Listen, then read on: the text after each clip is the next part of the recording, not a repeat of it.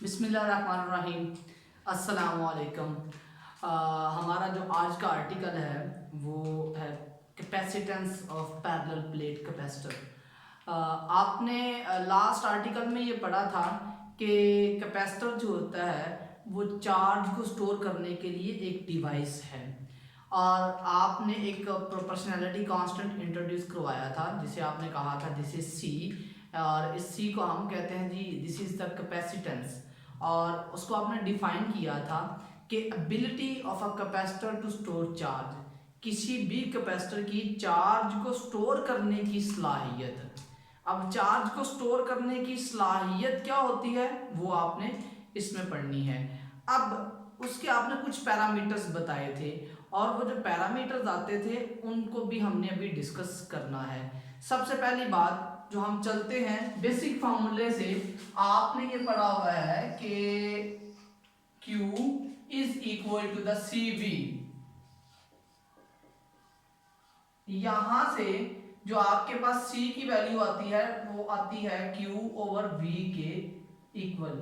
यहां पर एक बात याद रखें कि ये जो फार्मूला आपने डिजाइन किया है, इस फार्मूले के मुताबिक अगर यहाँ पॉजिटिव चार्ज है, यहाँ पर नेगेटिव चार्ज है, तो इनके दरमियान कोई मीडियम नहीं है, वैक्यूम है। इसीलिए मैं जो यहाँ पर वैल्यू लिख रहा हूँ this is for C vacuum. Charge the capacitance of a parallel plate capacitor when there is no medium between the plates of the capacitor। अच्छा जी, अब इसको नाम दे दें आप इक्वेशन नंबर 1 का। अब इस इक्वेशन 1 में हम दो बातें इंट्रोड्यूस करवाएंगे। पहली बात, यहाँ पर चार्ज की जो वैल्यू होती है वो कोई नंबर नहीं होते, बल्कि चार्ज क्या होता है, यूनिफॉर्मली डिस्ट्रीब्यूटेड होता है। अगर आपका चार्ज यूनिफॉर्मली डिस्ट्रीब्यूटेड है तो आप वहां पर सरफेस चार्ज डेंसिटी का इफेक्ट इंट्रोड्यूस करवाते हैं। तो हमारे पास अगर देखा जाए तो सरफेस चार्ज डेंसिटी जो है that is equal to the charge per unit area, और यहां से चार्ज की वैल्यू क्या आ जाती है, सिग्मा इनटू एरिया। तो यहां से आपके पास चार्ज की वैल्यू मिल जाएगी। सेकेंडली स्टूडेंट्स, आपने पढ़ा हुआ है जो इलेक्ट्रिक इंटेंसिटी होती है वो potential gradient means change in potential unit per unit distance के बराबर आ जाती है। ये डिस्टेंस नहीं होता, बेसिकली ये जिन दो पॉइंट्स के दरमियान आप पोटेंशियल मेजर करते हैं ये उनका डिस्टेंस होता है। तो अब यहां से हमारे पास जो वैल्यू सेकंड मिलेगी वो पोटेंशियल की आ जाती है, और वो आ जाएगी E इंटू डी। दो वैल्यूज आपके पास आ चुकी हुई हैं, चार्ज की वैल्यू और इलेक्ट्रिक पोटेंशियल की वैल्यू। हमने इन दो वैल्यूज को यूज करना है इक्वेशन नंबर 1 में। यहां पर लिख लेते हैं using value of Q and V in equation number 1। तो क्या आ जाती है जी, C vacuum is equal to the sigma A over E into D. ये आपकी इक्वेशन बन जाती है 2। इक्वेशन 2 के मुताबिक आपके पास जो capacitance of a parallel plate capacitor in vacuum है वो आपके पास ये रिजल्ट आ जाता है। हमने रिसेंटली गॉसेस लॉ की थर्ड एप्लीकेशन पढ़ी थी, उसके मुताबिक आपने मेजर किया था कि अगर दो पैरेलल प्लेट्स हों तो उनके दरमियान इलेक्ट्रिक इंटेंसिटी की वैल्यू क्या आती है।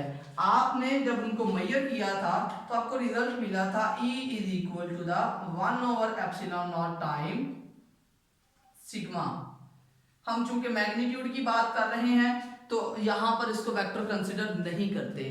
तो आपके पास electric intensity for parallel plates तो वो आ जाती है 1 over epsilon naught times sigma. Sigma is again the surface charge density. अब ये वाली वैल्यू इसमें पुट करें, you will be getting C vacuum is equal to the sigma A over 1 over epsilon not time into sigma और D as it is. यहां से सिग्मा की वैल्यू कैंसिल आउट होके C vacuum will be equal to the epsilon naught time A over D। इस equation को नाम दे देते हैं A का। चलें जी, आपके पास इक्वेशन A मिल गई है और इस इक्वेशन के मुताबिक जो कैपेसिटेंस होती है for an parallel plate capacitor वो डिपेंड करती है जी तीन फैक्टर्स पे। कौन कौन से तीन फैक्टर्स हैं? Number one is the area of plate, number two is the distance between plates, and number three is material between plates। और एक और लिख लेते हैं geometry of the shape of capacitor. Geometry basically area और distance में भी आ जाता है हिडन, लेकिन यहाँ पर ज्योमेट्री से मुराद मैं ये ले रहा हूँ वो किस शेप का है, whether it is a parallel plate capacitor, circular capacitor, spherical, cubical, whatever the type of the capacitor is. आप अगले कोर्सेज में जाकर इंशाल्लाह जो है वो सिलेंड्रिकल कैपेसिटर, स्फेरिकल कैपेसिटर इनके बारे में पढ़ रहे होंगे। चलें जी, आपके पास ज्योमेट्री तो हम यहाँ डिस्कस नहीं कर रहे। एरिया ऑफ द प्लेट, जितनी प्लेट्स ज्यादा होंगी उतनी कैपेसिटेंस भी ज्यादा होगी, तो चार्ज को स्टोर करने की सलाहियत उतनी ही ज्यादा होगी जितनी बड़ी प्लेट्स आपके पास होंगी। तो एरिया बढ़ाने से चार्ज को स्टोर करने की सलाहियत बढ़ गई। सेकेंडली आ जाता है डिस्टेंस बिटवीन दी प्लेट्स। अच्छा जी, डिस्टेंस अगर आप बढ़ाते जाएंगे तो एक प्लेट पे तो चार्ज आ गया बैटरी से, लेकिन डिस्टेंस ज्यादा होने की वजह से इलेक्ट्रोस्टैटिक इंडक्शन जो है वो कम होगी और आपकी सेकंड प्लेट पे अल्टीमेटली चार्ज कम होगा, जो कि आपकी पहले वाली प्लेट पे भी चार्ज को कम कर देगा। तो कैपेसिटेंस जो है वो कम होती है by increasing the distance between the plates. उसके बाद आ जाते हैं मटेरियल बिटवीन द प्लेट्स। अच्छा जी, ये आप देख लेते हैं किस तरह से आ जाता है, इसको स्टडी भी कर लेते हैं। आपके पास एक कैपेसिटर है, ये एक कैपेसिटर है और हमने इस कैपेसिटर को जो है वो बैटरी के साथ कनेक्ट किया हुआ है और यहाँ पर वोल्ट मीटर लगाया हुआ है। यहाँ आप यूं समझ लें कि आपके पास कैपेसिटर जो है वो ऑलरेडी चार्ज है, इसने वोल्टेज की कुछ वैल्यू आपको बता दी यहाँ पर, ठीक है। जब आप वोल्टेज की कुछ वैल्यू यहाँ पर मिल जाती है तो अब दूसरा अगला काम क्या होता है? अगला काम ये कहता है कि आप इनके दरमियान जो है वो कुछ मीडियम प्लेस कर दें, और मीडियम कौन सा होगा जी? डाई इलेक्ट्रिक मीडियम होगा। डाई इलेक्ट्रिक मीडियम से क्या मुराद है इसके बारे में आप अगले लेक्चर में पढ़ रहे होंगे। जैसे ही आप इनके दरमियान में एक डाई इलेक्ट्रिक मीडियम प्लेस करते हैं तो प्लेस करने से क्या होता है, आपका जो वोल्टेज है वो पहले वाले वोल्टेज से ड्रॉप कर देता है, वोल्टेज ड्रॉप कर देता है। अब अगर आप देखें तो हमें पता है C is equal to the Q over V। जब आपके पास ये वाली वैल्यू वोल्टेज ड्रॉप करेगा, C is inversely proportional to voltage.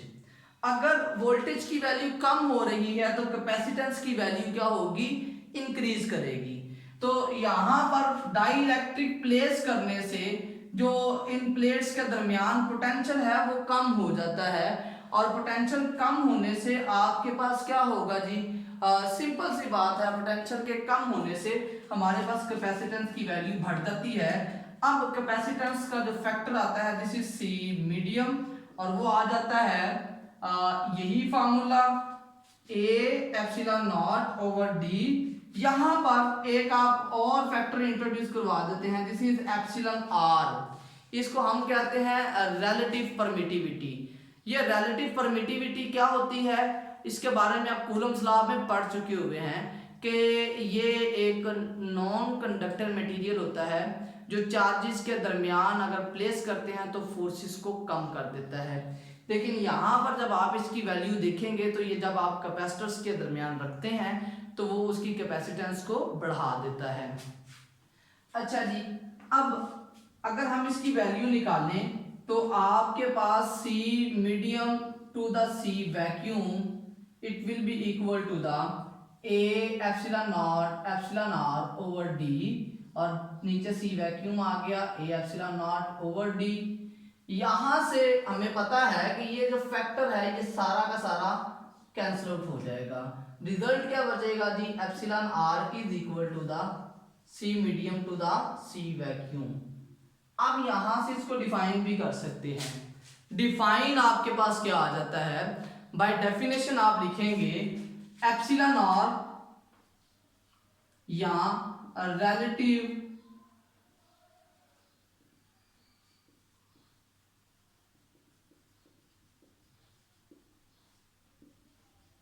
ratio between capacitance of parallel plate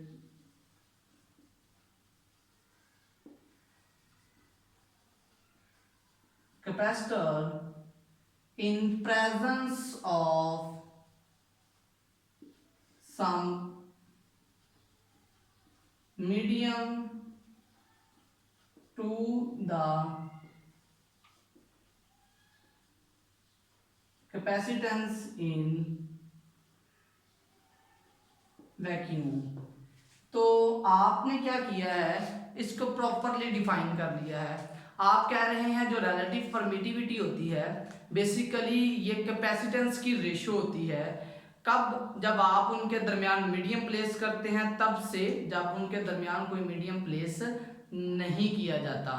तो ये स्टूडेंट हमारा आज का आर्टिकल था। यहाँ से एक चीज़ लास्ट पेज में मैं बता रहा हूँ, कूलम लॉ में भी बताया था कि एप्सिलॉन आर का कोई यूनिट नहीं होता। एप्सिलॉन आर का यूनिट क्यों नहीं होता, इट्स वेरी सिंपल कि आपके पास उसका यूनिट इसलिए नहीं होता क्योंकि ये दो सेम क्वांटिटीज के दरमियान रेशो होती है जी। तो ये हमारा आज का आर्टिकल था। उम्मीद है कि आप लोगों ने इसको समझा भी होगा, देखा भी होगा, सुना भी होगा, और कोई भी क्वेश्चन हो आप लोग मुझसे ओपनली पूछ सकते हैं। अपना बहुत ज़्यादा ख्याल रखिएगा जी। अल्लाह हाफिज़।